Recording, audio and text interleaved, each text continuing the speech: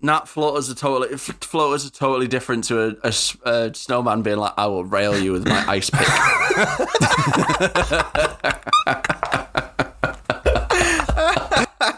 I noticed she didn't pick the fat snowman.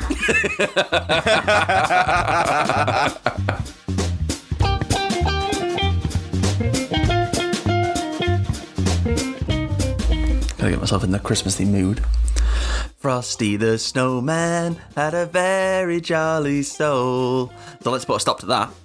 Welcome to the first of our Christmas series. Kick off this week, it's a brand new film, hot off the press from Netflix, Hot Frosty. Welcome to the 3 Takes of Stupidity. I'm Alex Clinton.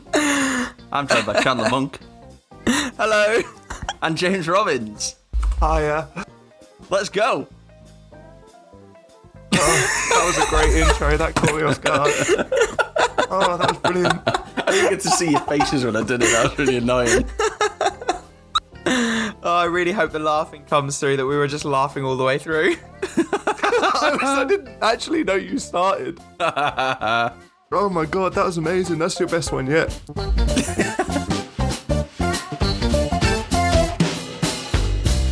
So guys, it's the first episode of our Christmas series, and it's also the most recent movie release that we've ever reviewed, which, you know, given our takes, review sounds far too official, I think. That doesn't seem like us. And that film is Hot Frosty. But before we get into that, as always, have you been watching anything, done anything nice? I'll go first. So what I've recently watched with my partner is we are avid lovers of Cobra Kai on Netflix. And when I say that I unapologetically think it's one of the best things ever put to screen, it is so fucking good. Like, it's so cheesy. It's so over the top and so 80s. I fucking love it so much. It's I haven't finished so basically the second part of the last ever season came out like a week ago, and me and my partner still have the last episode to watch of that like recently released drop of episodes. And during the second to last episode, there's this really rousing, inspirational speech to the team of Karate Kids, and I'm sat there basically in tears. It's so good. I don't know. It has no reason to be as good as it is, but it's fucking amazing. I love that you love Cobra Kai, but you love it when you hate anime, and it is essentially an action anime in live action. It's completely different. No, completely different. Go back and watch the Karate Kid. And Karate Kid could easily be an anime. A martial arts movie or TV show, they have a master, they have a rival they need to beat. There's a tournament arc, which is one of the most classic things of all martial arts anime. Cobra Kai is a live action anime. I don't care what you say. I love Cobra Kai. It's amazing. Fine, but let's move on. All I'm doing is, putting you down on something you don't like from its presentation, and are so vocal about not liking. But, animate Cobra Kai and you'd say it's shit. I don't think I would. I think it's bullshit. More the storyline of Cobra Kai is because there's so much lore to it. There's like one great thing about Cobra Kai is obviously it's based on the three old Karate Kid movies, the next Karate Kid movie, and there's so much lore, and they just bring back so many bit parts, and it's so well done. I love it so much. If you like that, you would love The Crown. There's so much lore in that. They keep bringing back old characters that you think had died but haven't. They keep fighting all the time. There's kind of a tournament arc in it. Recently, we've just got a new dojo leader. Alex, have you been watching The Crown then recently? No, I haven't, but I think I'd rather watch The Crown than Cobra Kai. You're both wrong. Also, Mr. Miyagi is the most anime sensei name ever. Prince Charles, for all of you Crown viewers out there. But I have been watching a new anime, and that it's very sad. It made me cry. It's called Negative Positive Angler. Very anime name. But it's about a guy has been given 2 years to live because he has cancer, and he is depressed, very down on his luck. Some of the themes appear also in Hot Frosty. Like, his house is a mess. He won't clean it. He's gambling money away. He doesn't want to go back to university. And the kind of themes of it all about finding community and hobby to get you through tough times. And so he tries to jump off a bridge, and some people find him that were fishing, and then he kind of like joins them. They give him a job at a store they work at, and yeah, it's really really sweet. That I actually reckon I'd really enjoy that type of show. I think that would be a really interesting watch, and I would actually like to watch that. Alex, for those who can't see, as soon as James started saying the premise, Alex has been holding back the biggest laugh in the world. Just because James compared it to the film we're about to go through. It's so not as Hot Frosty is a Christmas movie. Hot Frosty's not depressing. You said something incredibly. You were like, "Oh my god, it's so dark. It's so fantastic to watch. It's and then someone dies or nearly dies, and then he's got so much negativity in his life. He just can't make it. It's very similar to Hot Frosty." On another note of something I've watched, have you guys kept up with the Marvel series or films at all after it kind of all half and hit half. the fan? I've watched quite a lot of it. Like, I still need to watch, I think, She-Hulk and Agatha All Along. I think those are the only two I've not watched, maybe. They're both good. She-Hulk got a lot of shit from people that don't like the comics, but from what I know is it was very like on point in terms of the comic. And Agatha All Along is what I wanted to bring up. I won't spoil it, but it's very, very good. It's very good. And if you liked WandaVision, it follows on from that excellently. It sets up mystery throughout, yet you're still shocked. Because obviously we get leaked everything when it comes to some Marvel films and TV, but the last two episodes, so much is revealed, and it's really, really interesting and a real surprise. I was shocked. But Catherine Hahn, what an actor. She's brilliant. Her and Aubrey Plaza do carry the show. They don't need to carry it because it's brilliant, but they are just excellent actors. Yeah, agreed. Alex, you feel like it seems like you want to laugh at something or say something. Heather wants to laugh, die, cry, sleep, not be here, or maybe talk about what he's watched. Not be here. I watched something that's very similar to the Marvel franchise, the JonBenet Ramsey murder investigation. For those who don't know who she was a child pageant beauty queen who was murdered quite viciously in her Jesus Christ own home in 1996, I think, in the Christmas of 1996. We still don't know who the killer was, but it's a fantastic series and takes you through the case and tells you why it wasn't certain people. And yeah, very similar to Marvel, but she doesn't come back to life because that's real. So yeah, she's still dead. But it's really This is supposed to be like a fun podcast, and you both have brought two things that are really sad and depressing. I'll be honest with you, I watched it in November. I wouldn't watch that while you're opening your advent calendar. That's a bit upsetting. You'd hate to be like, I got the lovely little star that the angel follows, and now let's look at a fallen angel. Oh. Jesus Christ. Do you want us to do this for your Christmas episode instead? Yes. You said okay, cool. It sounds very Christmassy. Yeah, it is. I mean, she did die on Christmas Day in 1996. Well, she was murdered. Oh my God. There's been a murder. No, fuck off. No, she was murdered on Christmas Day. So it is kind of Christmas. There's a Christmassy theme there. Does it make you feel all nice and warm and fuzzy? It does in the early bit where you can see like the whole movies of her just having a great time, and you're like, oh, she's so cute and oh no, who saw that art coming? Oh no. Oh God. That's horrific. Right, I'm cutting us off there. I'll edit some of what you two have said. Right then. Time to get the admin out the way. 2 years after losing her husband, Kathy magically brings a handsome snowman to life. Through his naivety, the snowman helps Kathy to laugh, feel, and love again as the two fall for each other just in time for the holidays and before he melts.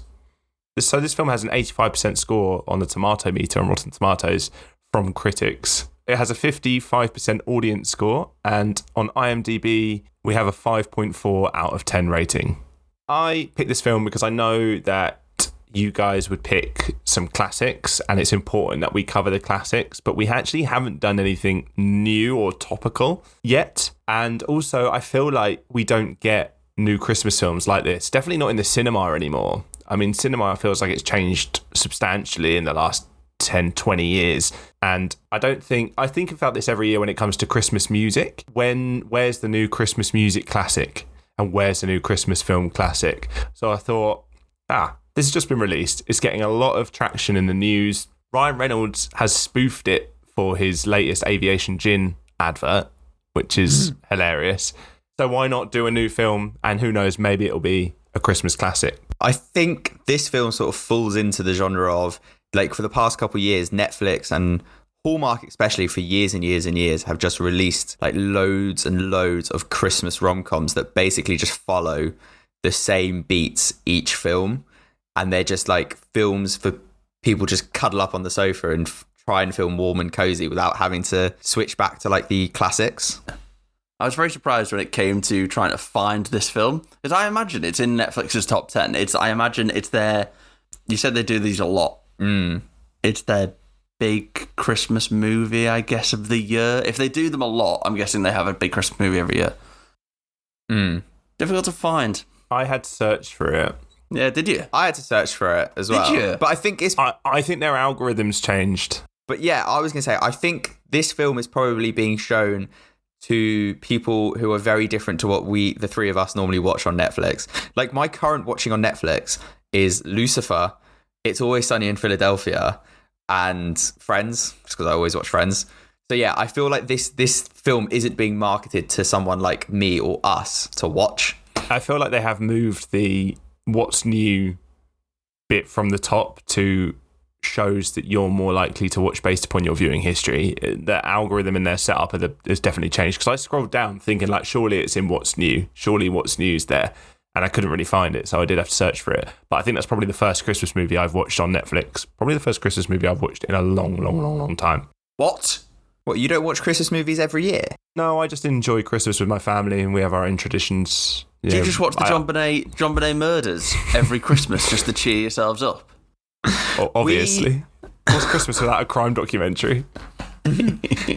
In my family, we love Christmas movies so much that I remember when we were younger, me, one of my elder sisters, and I think one of my elder brothers, we sat down and made a spreadsheet of all the Christmas films we wanted to watch that year and what every Christmas film you should watch every year, and basically led it up. There was 26 movies. You start on November 31st and work your way down every night for a film. I thought you were going to say that you got left at home alone one Christmas. That was terrible.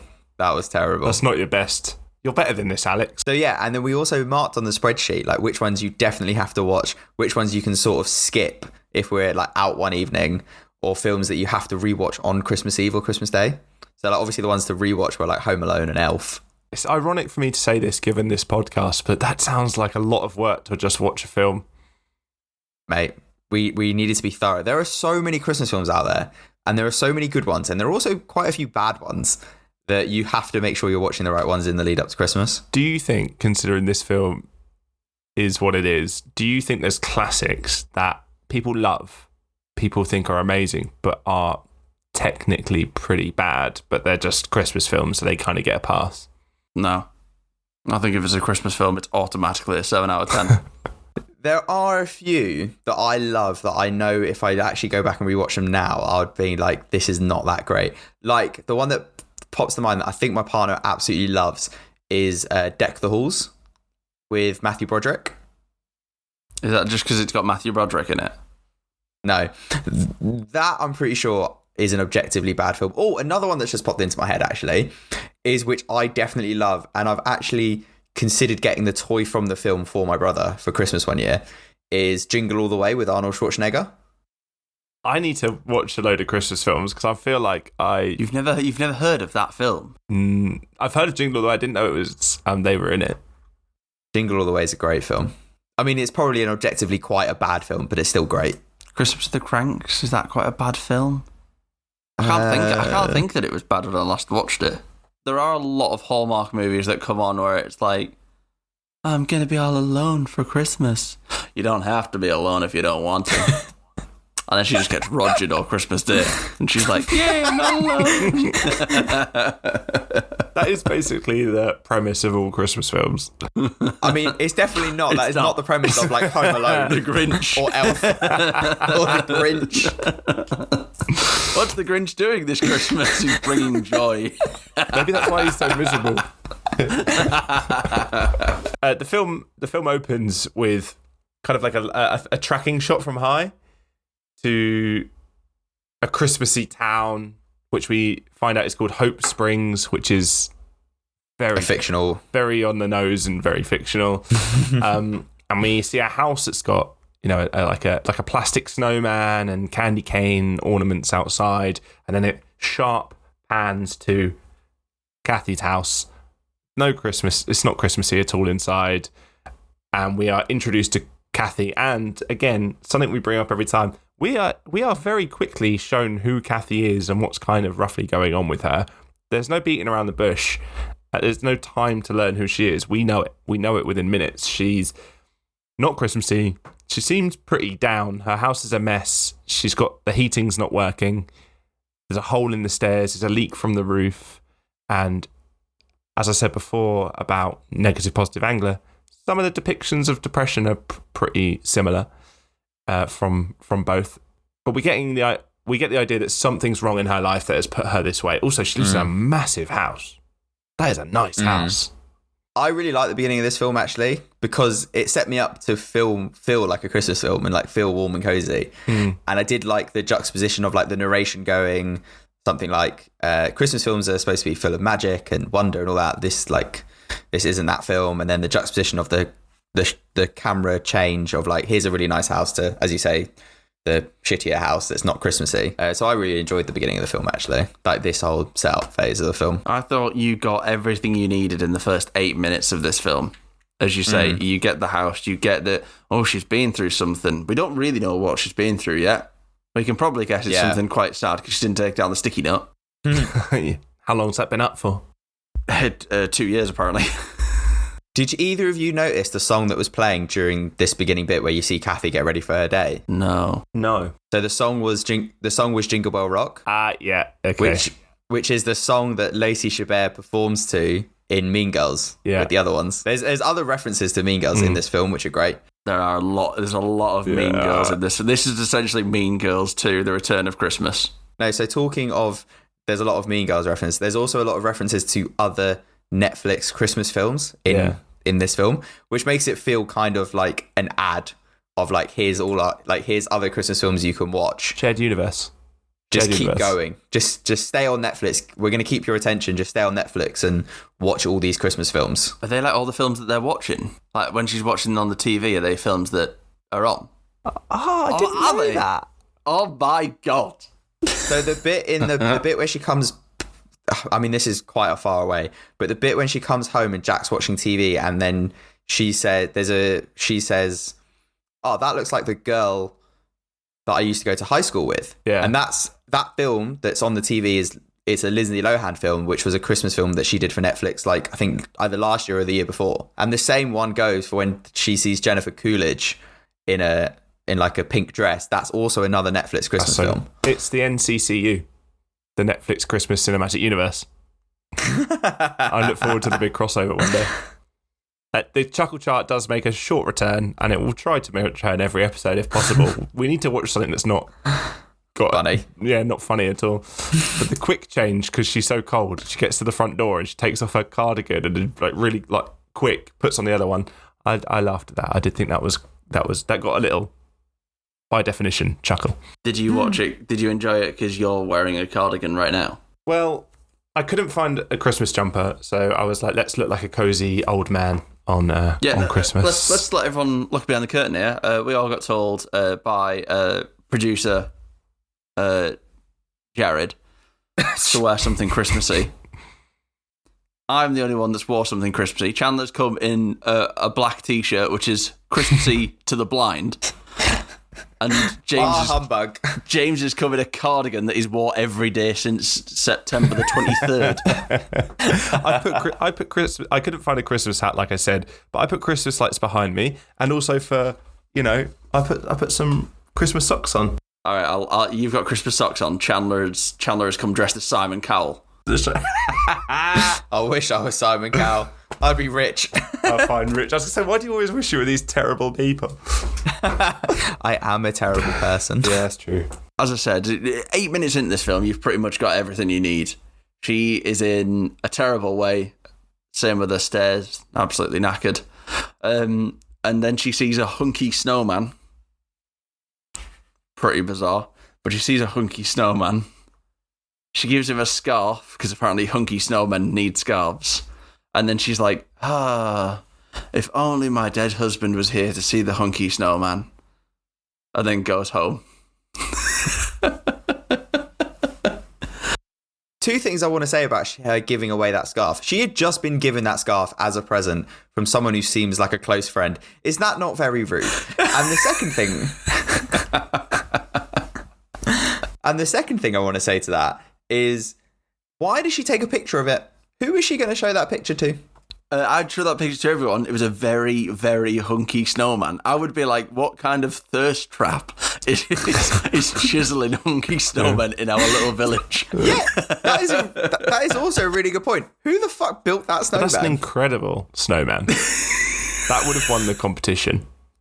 Also, it's very unfortunate that competition, what was it, the snow sculpture, not even snowman competition, they just said snow sculpture, and someone made a sculpted man. He was carved out of ice. And she was like, gotta give him some fashion. But Johnny, you said that's rude, and yeah, that does come across pretty rude. But once she's left the house and she goes to work, she has Kathy's Cafe, which is a diner that she runs and owns. I think that's when, I don't know if that's when we find out her name, because I was like, what's her name? Oh, okay, cool, Kathy's Cafe, and then she's Kathy. I was watching it with subtitles, so it does say Kathy's Kathy. But she's absolutely lovely to everyone. She's so kind. This is where she is very kind. So I looked up because it says it's set in Hope Springs, and I couldn't catch if it's shown on screen. And I looked up where Hope Springs is supposed to be in the USA, and it says it's supposed to be in upstate New York, which I disagree with how nice this person is, because people aren't that nice who are from New York State. They're from Minnesota. I suppose. I mean, it's like London. Strange time to attack New Yorkers there. It's really funny, actually. I saw a comment from an American saying, I loved Paris so more than London. Everyone's really cold in London. In Paris, we got smiles and people said hello. And in London, no one gave us the time of day. Our kids are taught to be polite and say hi to say hello to strangers as they walk past. And everyone in London's just miserable and ignores you and doesn't it. I'm like, what? You're not the centre of the universe. Who cares? Everyone's got their own lives. It would be worse in Paris. They said it was great in Paris. I was like, are you sure? No child has ever been told, make sure you talk to all the strangers. make sure you talk to all the strangers. Make sure you get in all the vans with all the puppies. That's how you get the best puppies. They keep them in transit vans. So talk to all the strangers and let's see which puppies we get. The three takes of stupidity does not advise that you teach your kids to talk to loads of strangers. Unless you happen to be American, in which case talk to all the strangers you want. She took some lunch over to her friend who gave her the scarf. So she, because they were like, oh, you're busy with the snow sculpture competition. Did you catch the music all around the scarf? It was all chimes. I put the chimes do be chiming. Well, no, wasn't it an EDM? Because again, I watched it with subtitles, so it tells me. That's later. Oh, was that? So when she's handed the scarf, there's the score comes in, and then when she puts the scarf on the snowman, she's told the scarf by her friend the friend was wearing that scarf where she met the love of her life after she'd broken up with her previous partner. And I did laugh that it turned to just the most average man, the nice bloke, but just the most generic man going. And that's the three of us. Average men unite. And that sounds like a right-wing movement, so I disagree. But then she don't want a scarf. She's like, I'm not trying to find love. So clearly something's happened to her old partner. We still don't know what's happened to him. But then again, when she puts the scarf on Mr. Chiseled Snowman, you get the score, as I said, the chimes do be chiming. A little magical chime. And then she takes the picture and his eyes, I didn't like this, the eyes sparkled. So I don't mind the eye sparkling. What I do mind is that she's not questioning it. When magic happens in these films, everyone just goes, oh, that was weird. But then no one actually goes, that was weird. Why the fuck did that happen? Yeah, but could you imagine if she just punched the head off this fucking hunky snowman? Its eye twinkled. She goes, oh! It's just then she's just greeted the next day by some fucking headless being that just comes to her house and goes, "You punched me in the face with your scarf that made How's me he live." speaking? He's a corpse. Huh? He wakes up a corpse. How's he speaking? He's not a corpse. Oh, yeah, true. It'd just be like his I don't know, his like neck vein just going. It's like as if we just see water coming out there. There's a snowman. John, how often in life, when you see something out the corner of the eye, do you question it, or do you just go, nothing? Like you just shrug your shoulders and walk on? Is it a snowman winking at him? I'd question that. It was just a sparkle. The light It's not a reflected off sparkle the that snow. winks at her. But you would, unless you saw it again and again, you're just going to go, some light just caught it or something. You're not going to. No, not yet. If it's out the corner of my eye, she is staring directly into that fucking snowman's eyes. Yeah, but we get floaters in our eyes. You get anything, you know. Nah, floaters are totally different to a snowman being like, "I will rail you with my ice pick."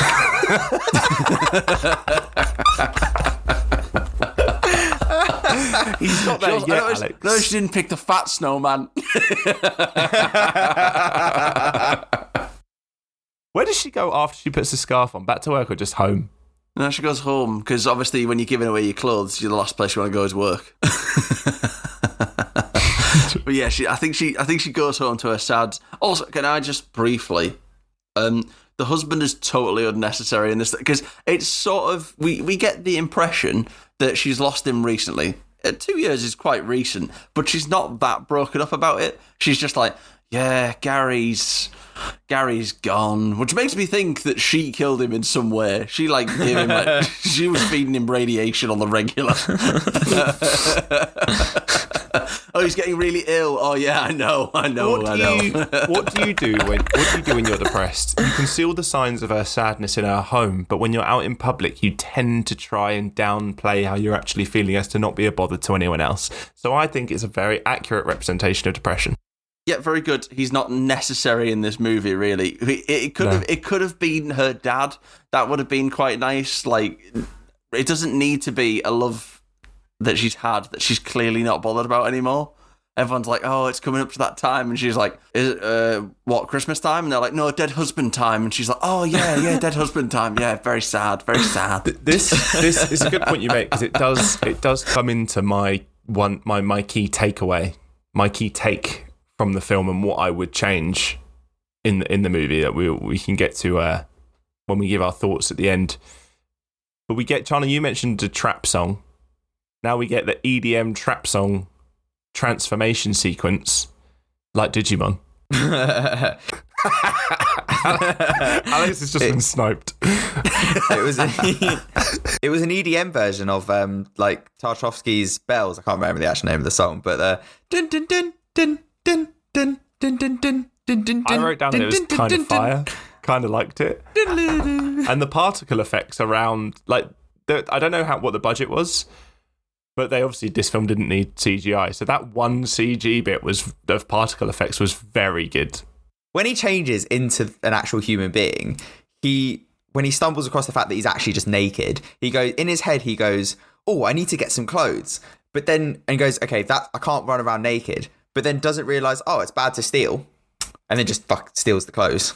I have wrestled with what this thing knows and does not know throughout this whole film. There are so many moments where I'm like, how do you know that that's a thing, but you don't know that knows what to do and does not know what to do, that they're in the wrong order. Like there's bits in the film where he's like counselling Kathy, and you're just like, why the fuck are you so wise? You're a child. You're like 2 days old. And sometimes you just need to go back to basics. He's not 2 days old. Sometimes he's 25. Sometimes he's 50. Sometimes he's brand new. This whole film just objectifies him. The first time we see him, he's streaking, and an old woman's like he's doing a public service. But there's a joke later on in the film which I really like, which did make my favourite jokes. The policeman gives a sketch of who they think the streaker is, and the old man is giving it. And then she goes, oh, could you not have seen what the old lady said? It was like, yes, I would have done if it was an image of his face. once we have all of the cast in place, i.e. Jack Frost that isn't Jack Frost, is with us, the best bit of the movie, throughout the movie starts happening when Boyle and the Pontiac Bandit arrive. It's great. In my notes, every time they do something, it's just Boyle and Doug Judy. Yeah, so to be honest, Boyle is Ed. What's it? I forgot his surname. Joel the Truglio. I think I've butchered his name. And Craig Robinson. So Boyle is Ed Schatz, and the sheriff played by Craig Robinson, Doug Judy, is Sheriff Nathaniel Hunter. I agree with you, Alex.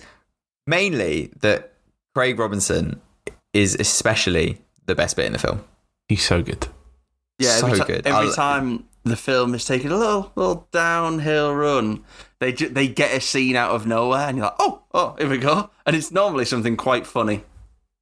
It is brilliant. I think this is where the film sort of starts calling itself on its own bullshit, because the bit you see in the film that Craig, when he's like interviewing the people of who own the clothes store, and he starts taking on and off his glasses like he's in CSI Miami. Yeah, it's so funny. It's so brilliant. I think that's the point where the film just goes, right, we all know this is bullshit, so we're just going to start calling it on it. Like every cliche that happens, it's just going to be referred to. Because I think even Ed Schultz, played by Joe Truglio, he's like trying to keep, you can see that he's trying to keep in his own laughter. Yeah, and it's Nate is breaking the fourth wall as well, because there's a point in the film where he takes the glass off and he's just talking to himself and staring down the camera, and Ed Schatz is like, what are you looking at? And he's just giving... Yeah. Like smouldering eye down the camera after taking his glasses off. Also, he always does it twice because he puts them on. He's like, oh, takes them off. It's brilliant. It's so funny. It is where the film goes from like, okay, this could just be a kind of bad, like Hallmark movie where it's just, there's nothing to take away from it of like, okay, I slightly enjoyed this or that. It elevates where it becomes a little bit of a satire. Yeah. And a little bit of just, okay, we know we're not the best movie ever made, so we're going to call ourselves on our own bullshit. It is just goofy. Jack gets taken to the doctor after he's finally met Kathy because he's sweating but he's freezing. And takes to the doctor, and we get another hint to another Netflix Christmas film where she says, and I'm in reply to someone, and I'm the Queen of Aldovia, and Aldovia is a fictional constitutional monarchy based in Europe. Aldovia is part of the next Netflix Christmas universe, specifically from the trilogy A Christmas Prince.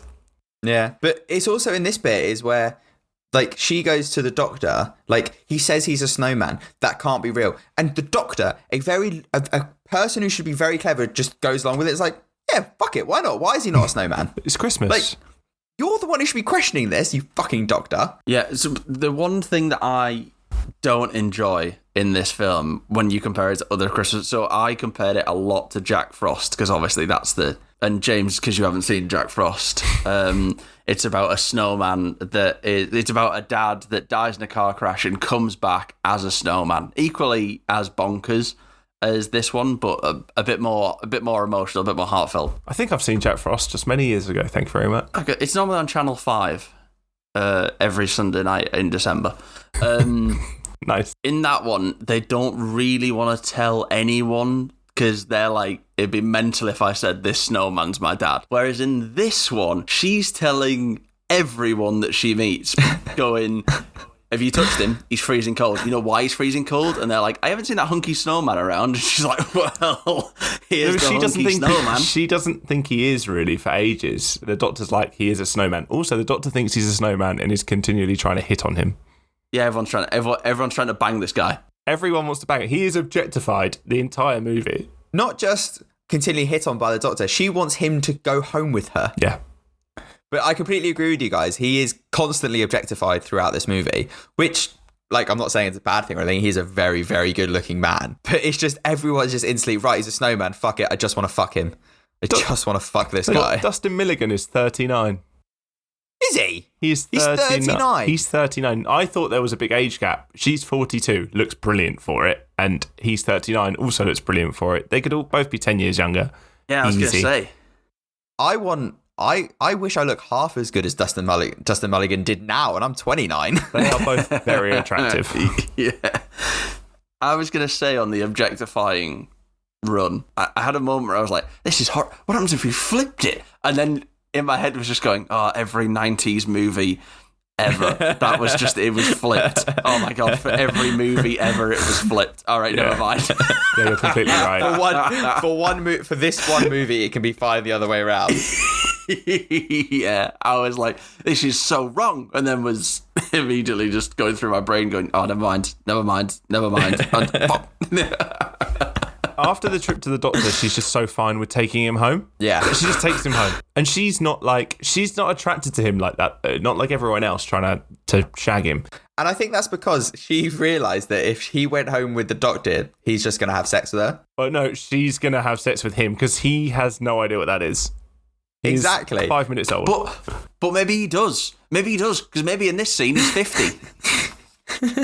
Maybe in this scene, he's not a newborn. Look, yeah, it's not like he can't have sex. He's got a rocket lolly down there. That one could stay in. I really enjoyed that one.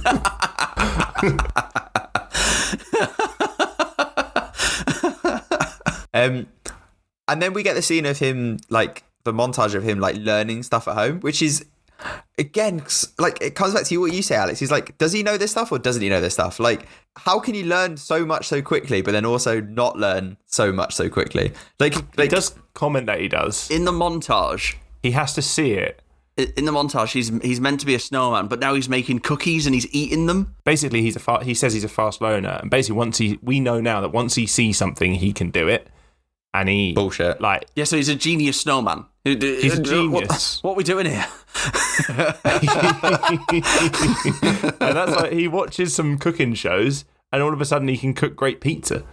Yeah, but I can't believe that she's not but like, no, he can't. she's not like, yeah, my husband died of cancer. Can you just look at this book of what cancer is and then quickly come up with a cure? Because apparently you can just look at stuff like that and just be like, yeah, I've got it. We'll just send him to Chernobyl for a week and that'll bring him back. All these things are things that already exist and work. He's not inventing anything new.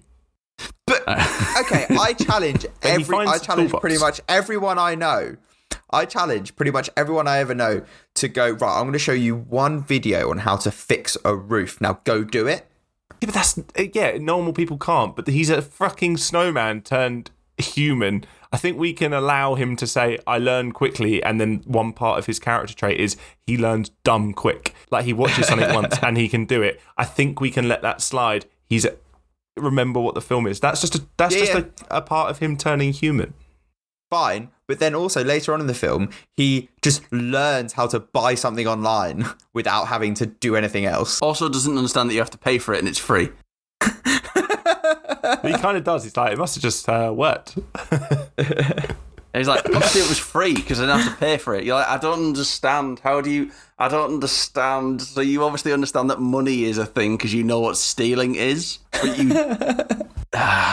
He can't understand the nuance between love and like loving things, loving people platonically and loving people things. She can't deal with him saying he loves her. But also something I found really sad was when he did go down to the basement and he found like the tools of which he'll eventually fix a lot of the house with for Kathy. He finds her like plan around the husband's cancer diagnosis and treatment, etc. I found that really sad. Yeah, I found that pretty sad. Like planning around it. It's stuff you don't think about, that what people actually have to do around terminal illness and things, and it's quite heartbreaking. Merry Christmas, everyone. He basically asked her what's like, he asked her straight up what's cancer, and I did like that in most films they normally do a big thing about the person who gets asked such a serious question gets really angry, but in this she actually gives a real response to it and it is more of a heartfelt conversation rather than someone just getting annoyed. Prior to that, there's an excellent joke of her seemingly suggestingly going, "This your nog? It's fantastic nog. That is eggnog." And I just found it sounded like a euphemism, and there was a lot of that through the film. Yeah, there was a lot of euphemism throughout the film. And they touched hands, and it was a big moment. It was like a freaking teen heartthrob movie. I mean, yeah, that's what this film is. It's a Christmas teen film, but with adults. Yeah, 100%. Also, the house is falling apart because she's depressed and Paul was a repairman. Oh, was he a repairman? Is that what you did? Yeah. She says she says that That's what he did. He fixed up that thing. There is a classic rom-com line where they are having the heartfelt conversation about her losing her husband, and she says the iconic cinematic line of, "I'm not convinced I can love anyone." I was like, there it is. There it is. It's definitely a classic line because it's believable. I would say it's believable. Like you do meet people who say it all the time, and I think that definitely is like a real thing. All we've learned, Chandler, is Alex is just a top shagger, and he'd be straight back on the horse. No, but she just hasn't seemed that bothered every time someone's brought him up. Apart from now, every time someone's like, "How are you doing?" she's like, "Fine, I think. Why?" And they're like, "Dead husband time." She's like, "Oh yeah, I guess I'm alright." But again, it goes back to what James said of like that's quite a real depiction of people just pretending to be fine when they're not. Yeah, I agree, but she is like, I don't know. There's just something I'm not buying about her depression. Wow, Alex has been happy forever. This man's had an easy life. Not what it's like to be a northerner. Yeah, exactly. It can't get any worse. But anyway, this like the next scene is where the film really gets rolling because he's been told to lay low, but he's not. He's gone, "I'm just going to fix everything now." So he's gone to try and fix the roof. That's where like the whole trope of, oh, someone's driving by and sees someone's hot and then crashes because they're too distracted by the hot person. That woman is so horny. She's so horny. Is so horny. Do you think I could go back and push it for you? I really enjoyed that. He slides down the ladder like a Donny, like a fireman. He does. He's topless in the middle of winter, which we know why, but everyone else is surely like, what the hell's going on? And very quickly, did you notice that he was wearing the scarf around his waist? Yes, I did. Because they do say that that's the only thing keeping him alive. Yeah, he has to wear the scarf. I wish they did take it off for a second to see what actually would happen. Like, would he instantly die? They should have done that. I've written that down as well. I wrote that down as well. They set that up to be a threat of happening, and it never happened. Which was a bit of a shame.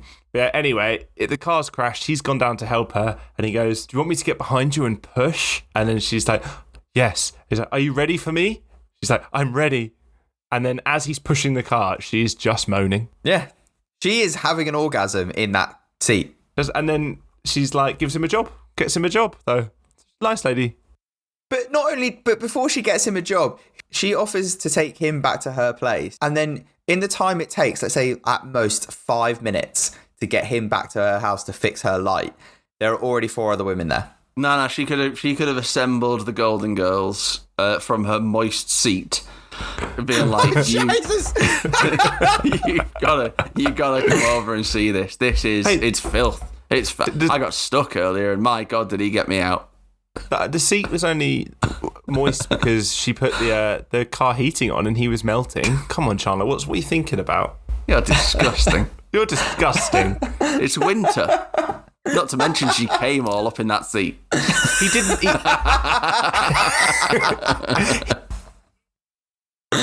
And then he's literally done, again, this is where it comes back into like, what does he know, what doesn't he know? He's literally done the opposite of laying low.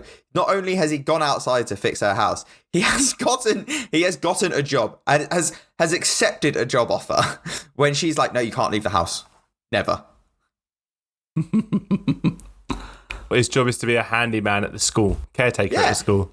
She's figured out that he's a fugitive. She knows she's harboring a fugitive at this point as well. Just lay low. Just no. I'm gonna have a job, and I've said yes, and it's the morally right thing to do to help people. This is where the police heat ramps up. So earlier, he was told to lay low after being questioned by the police, and he got told to lay low, which he took literally, because he knows the difference now between literally and figuratively. And he's like, "Yeah, understood." And then, following the order to lay low, Ed Schatz, Joe Latruglio's character, has a sketch drawn. Of course, Chandler reminded us that only the face was appearing on the sketch because anything else would have been not suitable for this, I think, PG movie. I think it's a PG movie. for Kathy to get out of this jam that she's currently in, where she's being targeted by the police and they're trying to put her beloved new ice pop in jail, she offers the police officer some soup, which I took to be a bribery offence, and she should go down for 8 to 10 years for both harbouring a fugitive and then trying to bribe an officer of the law. Ultimately, Doug Judy's just trying to do his job. Yeah, I agree that. I agree that Doug Judy's just trying to do his job, but he's trying to do it in such an overdramatic way that it becomes hilariously good satire. This is where we get the good old montage of let's see how much time can pass of him helping in the school and like trying to get kids together, which is really funny because like he doesn't know a thing, but he's also really good at matchmaking now, apparently. This film is mental at points. But then he learns from 2 other children how to ask someone to a dance, and is like, so he's learning this. He hasn't quite seen it on TV. This is more of a live performance, this one that he's going to learn. Sees that one kid asks another kid to the dance, the other kid says yes, and then he's like, cool, I'm going to ask Kathy this. And then when he asks her, she's like, I haven't been to a dance in ages. He's like, come on, it's a bit of fun. I might melt on the dance floor. You never know. Come on. And then she agrees, but then she's like, you were meant to be laying low. And he's like, I've been trying to lay low. When?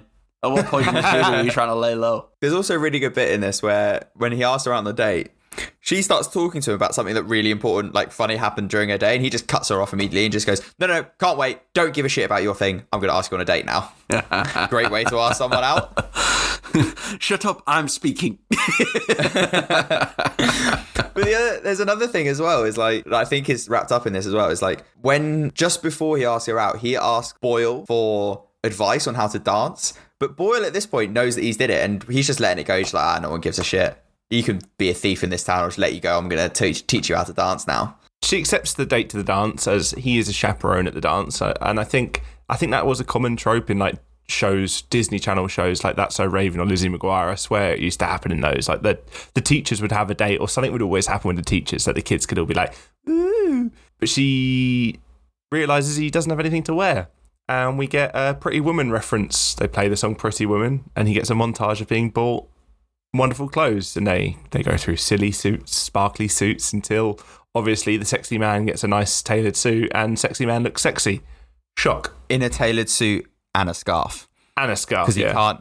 Because at no point does anyone go, I could put the scarf under my clothes, maybe?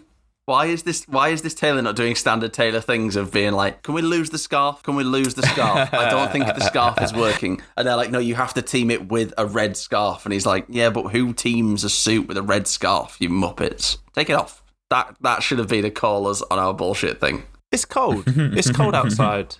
So not in the tailor. Snow everywhere. Not in the tailors, it's not. True. There were so many opportunities that they could have taken the scarf off to give us a hint of what would actually happen. Because even now, after watching the film, we don't know what happened. But then we get the actual dance scene, and like them dancing together is really cute, and he helps like the kid build the confidence to ask his date to dance. It's really nice, actually. But then we get this build up of like, oh my god, they're gonna kiss. They've had a really nice moment. They're gonna kiss, and it just fucks with you.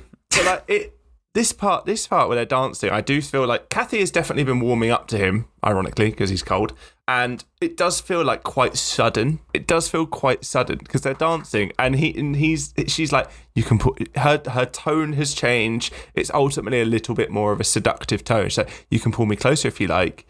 And he goes, I don't want to melt. You're giving off a lot of heat right now. And she's like, oh, am I? And she's like, I don't want to put you in danger. And he says, I think it's worth the risk. And it's a little bit sensual. I don't think it's very sudden, because like I think from when earlier in the film, when she realizes he's fixed everything from her in the house, and then he realizes he just wants to do good, and then obviously takes him shopping and says yes, they're going on the date. Like I feel like those are hints that okay, she actually is like finally starting to like Jack. But what I do think is quite sudden is how quickly she goes from okay, I think I kind of like this guy to I now just want to have sex with you. They also there's a random dance routine. After they dance, there's a random dance number. Yeah, I noted that down. This is the bit where how long has he spent in that school to not only help with the dance but organise a flash mob? Well, he's probably worked there about a week, because we're told at the end of the film that this has all kind of been about over 2 weeks. So yeah, So I question that as well, but that's another point. This is where I was won over and was like, forget all of the stupid, like, how does he know to be scared of vampires and hold up a cross? And like, he doesn't know to be scared. He just finds it scary. But how does he know to hold up a cross? It's all mental. But that has all gone for me. All of this, like, is he a newborn? Is he 25? Is he 50? Is he 100 years old? Like, who cares? He's organising flash mobs. He's dancing with his lady. He's trying to kiss her, even though it felt like she's kissing a dead guy. I didn't think of that. I am in it for the Christmas dance routine. This does make you feel like I had in my notes that around I started to really enjoy it, and then around the half-hour mark it sort of lost me a bit, and this is where it's picked me back up, and I'm like, okay, flash mob, it's funny, I kind of like it again. But this is the first bit in the film where I said it before, I think, of how is he so wise? Like, they don't kiss, and then he has this thing of I shouldn't do it or something. He has the realization of maybe I'm just being selfish by trying to get close to you because I don't know how long I'll be here for.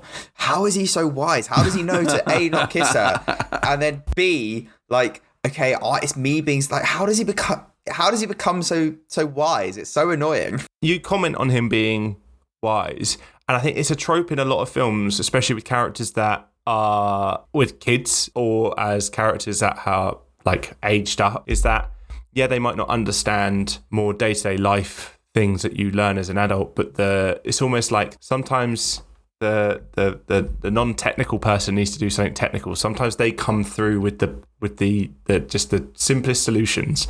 It's just sometimes kids are, one thing you teach kids is lots of emotional knowledge when they're young and what's good and bad, so they come at it with quite actually a basic, more logical position than an adult would with more complexity.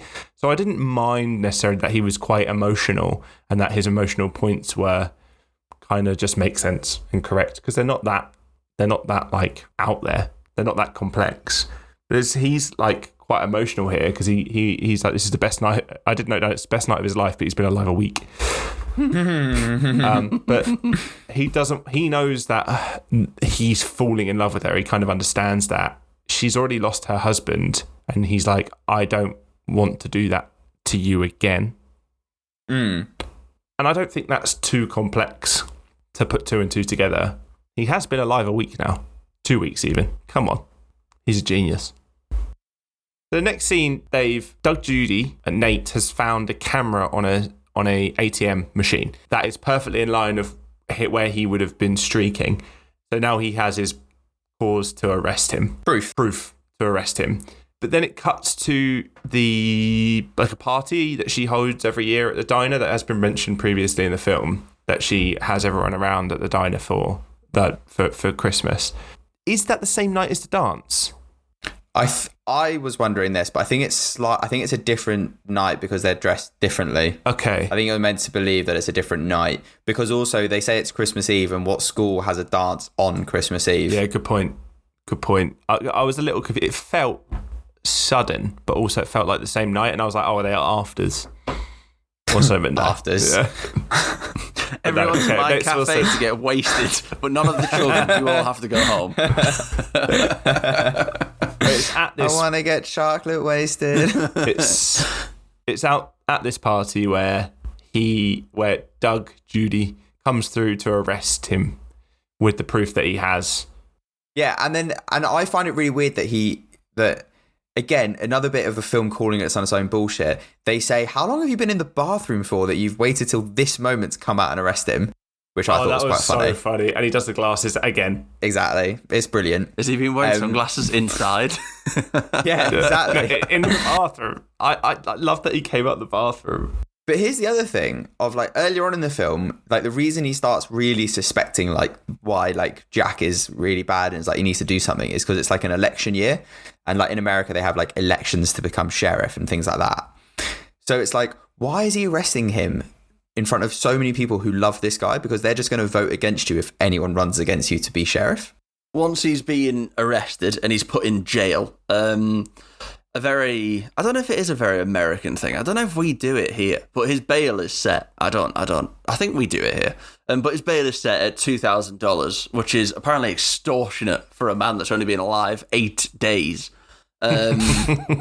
And they're like, we haven't got this kind of money. And I'm looking around at this town and these people all in one room. And I'm like, you've all got $2,000 between you, definitely.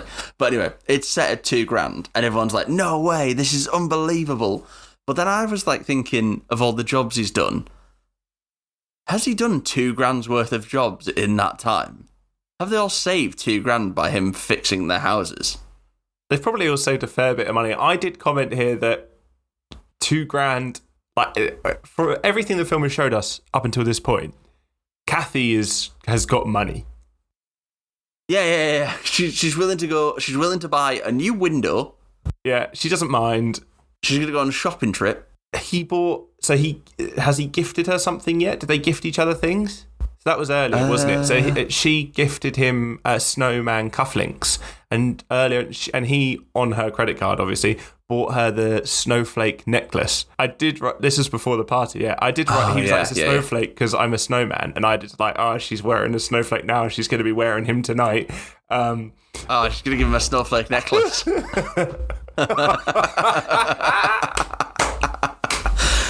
Yes. Yes. Coming out of his twister.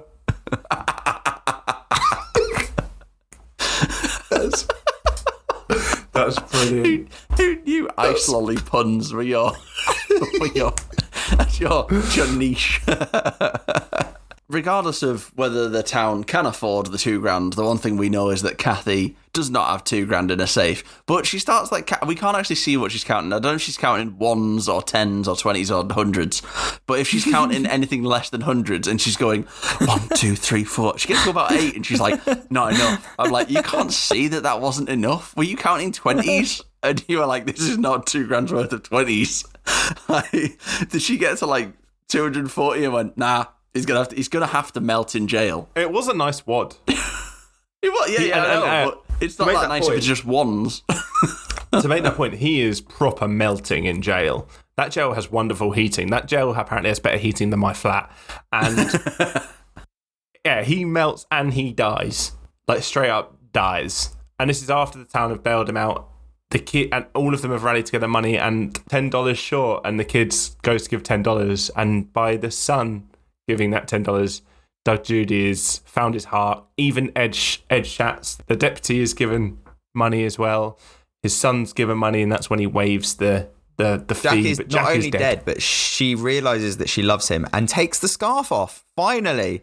She doesn't realise that she loves him. She realises that she's falling in love with him, which I think is an important classification to make, because this is where I have some problems with this movie. The scarf's off. How did I not realise in this scene that the scarf is off? I didn't either. Does he live without he lives without the scarf? So I had to actually go back and rewind it when I was watching it. But yeah, when she's like giving her speech of, I'm falling in love with you, I want to spend as much time as possible with you as long as I can get. She takes the scarf off and walks away with it, and then he comes back to life. Oh my God. I've just been hallmarked. Now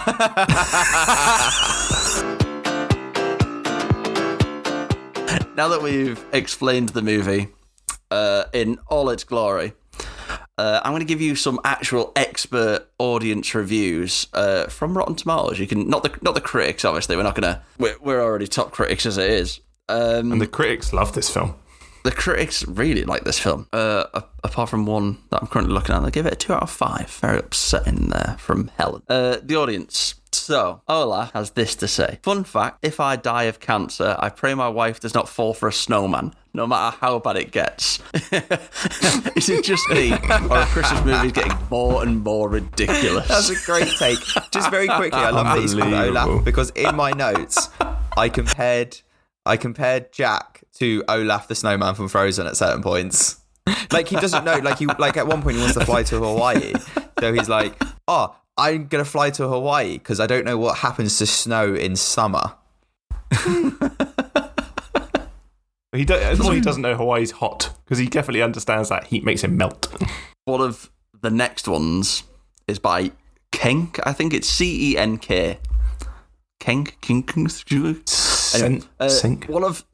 So they gave it a 0.5 out of 5 stars, and they make it very clear why it's earned this.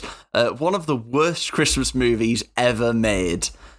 Can't believe I wasted 90 minutes of my life watching this. I don't think it's that bad. I actually enjoyed it. So, like, it is what it is. As you say, Chandler, it's very self-effacing. It knows it's not going to win the Oscar for best Christmas movie. Was that it? They didn't even say why it earned half a star. That's it. Nice. No. That's just all they're going with. they just hated it.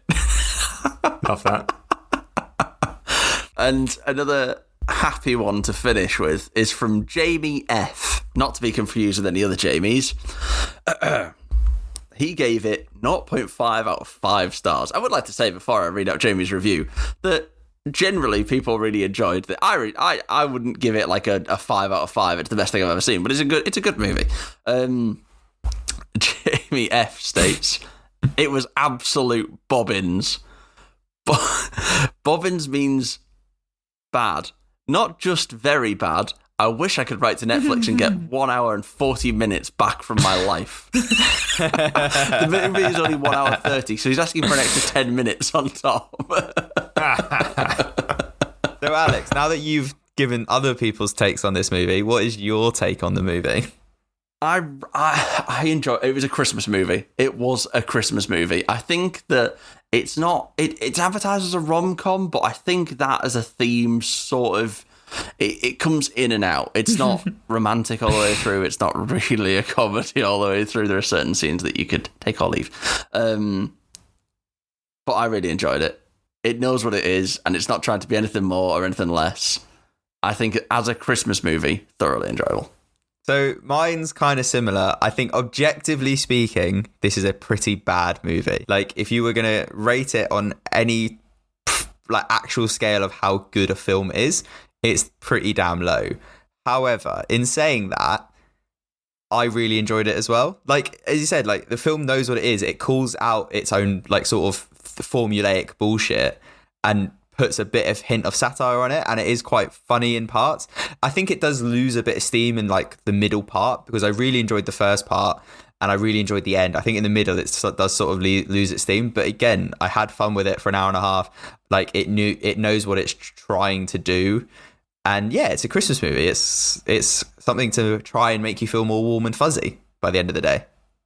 Yeah, and I completely agree with that as a blanket statement. It's a Christmas movie. It did make me feel warm and cozy, and I had a lot of fun with it. I think as a film, I don't think it was terrible either. The story was pretty clear, but my main kind of issue with the film, and Alex, you brought it up earlier, that the husband may as well not have been... that he was a catalyst and he for the film, but he wasn't. The husband that passed away wasn't really relevant, and I kind of wish that maybe the scarf was the husband's.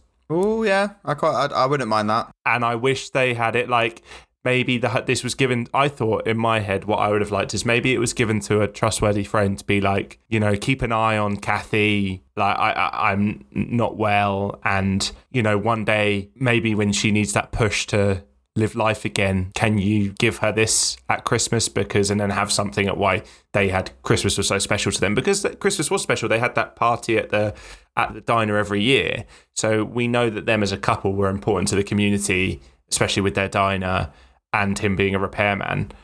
I just wish they did something with him like that tied him more to the film and had it more of an emotional crux. And then secondly, this is the first man she's probably had any romantic interactions with, and she's immediately like falling in love. And also he becomes a repairman. It just feels like she's trying to like perfectly replace her husband and get back to the life before, but then does she actually know him, really start falling in love with him?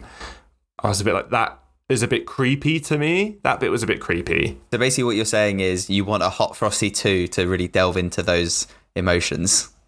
I don't think a 2 would work, but I think that they should have done something with the husband and the scarf being the two like main like elements of the film that drive it forward. It would be a funny film if the scarf was the essence of the husband and basically that's what I mean. Oh, so no. Like it was his kind of want. Like no. Christmas is magical. You're misinterpreting what I'm saying. You're misinterpreting what I'm saying. I wish the scarf had been like the personality of the husband. He was just in a different body. So it's like, I've got best of That is both Jack worlds. Frost. I've got the best of both worlds. I've got the best of both worlds. He's my husband, same memories, just a better looking body probably. Nah, I don't like that. That is Jack Frost. That is, Yeah, I that is know. horrendous. And also that's horrendous. I think a big part of the movie was about moving on as well. Yes, I think there's an issue with him almost being a replacement for the husband and having a similar job, etc. But no, that not for me. Not for me, Chandler.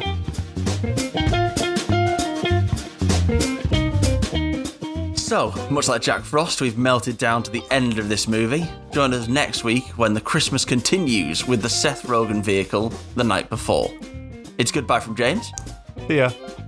It's goodbye from Chandler. Goodbye. And it's goodbye from me. Merry Christmas, one and all. Ho, ho, ho's. Please follow us on all our socials. They'll be linked in the description from wherever you get these podcasts, Spotify, Apple, or wherever. You can find us on Twitter, Blue Sky, Instagram, TikTok. Merry Christmas. And happy holidays. See you next week for The Night Before.